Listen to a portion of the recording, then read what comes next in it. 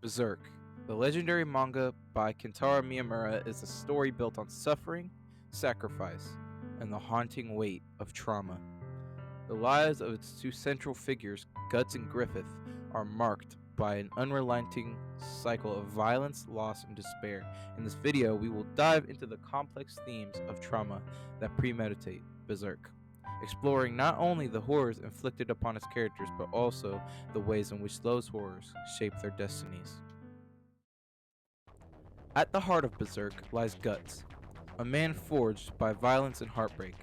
His journey is one of survival in a brutal world where cruelty seems to be the only constant. But beneath the surface of this grim existence, Guts is a person marked deeply by the trauma he's experienced. From his brutal childhood in the hands of Gambino to his years of being a mercenary, and of course the horrific eclipse, Guts is a character who's constantly haunted by his past. The eclipse is where Guts' life is irredeemably shattered. It's a grotesque moment of existential horror. The realization that the very person he trusted the most, the one he fought beside for so long, was willing to cast him aside and everyone he loved for his own dreams. The trauma of witnessing his own comrades slaughtered before his eyes and the ultimate betrayal of his own body and soul is a wound so deep that Guts' entire identity is now defined by his unyielding desire for vengeance. For Guts, the trauma of the eclipse becomes his fuel for his endless rage. He is both the survivor and the avenger, unable to escape the suffocating grip of his pain. His journey is an attempt to make sense of the senseless, to come to terms with the fact that the world is not just cruel, it is indifferent.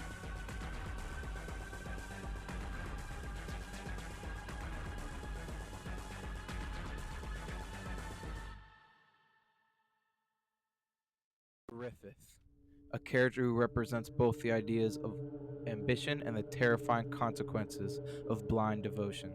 He's charismatic, inspiring, and to Guts, a figure of almost divine reference. But as we know, Griffith's rise to power comes at a horrifying cost. His transformation into the demonic Femto at the eclipse, betraying his closest companions and sacrificing them for his own godlike ambition, marks one of the most brutal betrayals in manga history. The terror Griffith instills in those around him is not just a result of his power, but of the profound psychological control he exerts.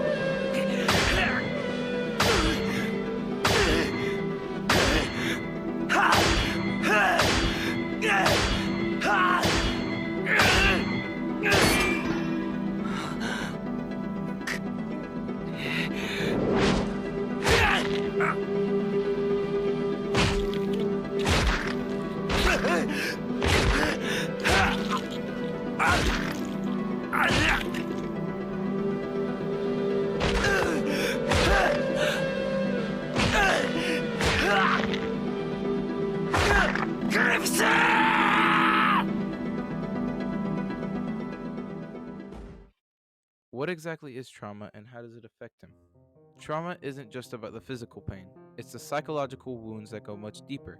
Guts' trauma is rooted in the idea of violence, betrayal, and loss are inseparable from his very existence.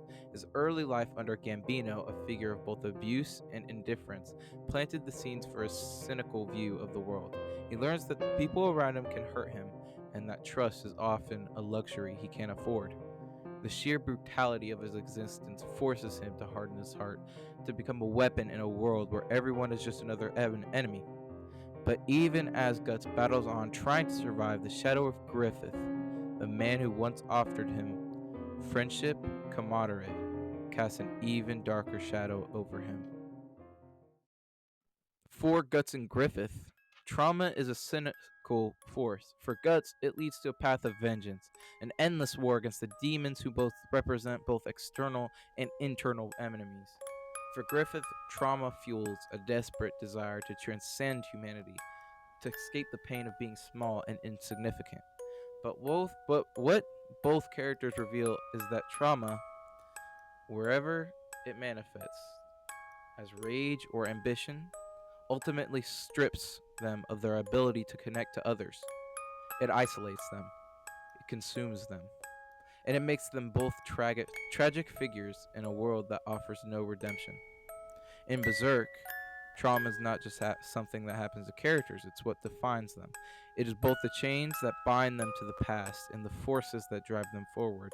Guts and Griffiths are the two sides of the coin, one desperately trying to escape the cycle of vengeance and loss, and the other embracing it in pursuit of godhood. Their journey is a testament to the devastating events trauma can have on the human soul, how it can either break you or shape you into something terrifying. Trauma doesn't just fade away, it festers, it mutates, and it roots in ways that even Guts doesn't fully understand. The consequences of the eclipse haunt him in every battle, every moment of his life. His sword, the Dragon Slayer, is not just a weapon, it's a symbol of his broken psyche. He's carrying not just the weight of his own survival, but the emotional scars of the people he failed to protect. Guts' inner turmoil is as raw and violent as the external battles he faces. But what of Griffith? His trauma is one that is more insidious, a slow bleeding wound of ambition and isolation. Griffith's descent into femto is not simply the result of betrayal, it's the culmination of a lifeline of trauma.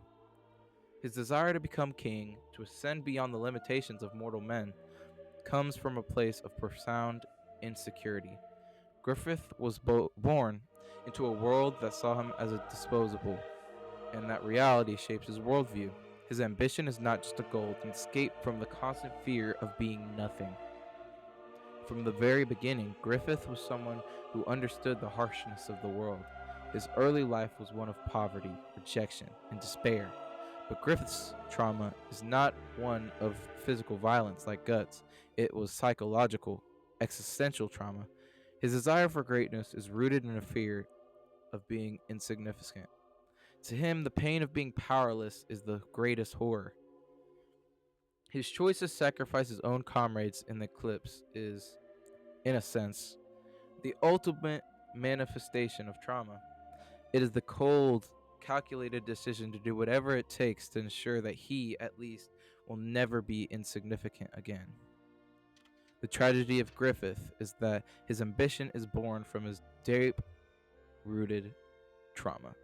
But in the end, the pursuit of greatness destroys everything he once cared for, and in doing so, Griffith becomes a monstrous figure, one who embodies not just the terror of his own will, but the terror he inflicts on others in his pursuit of power.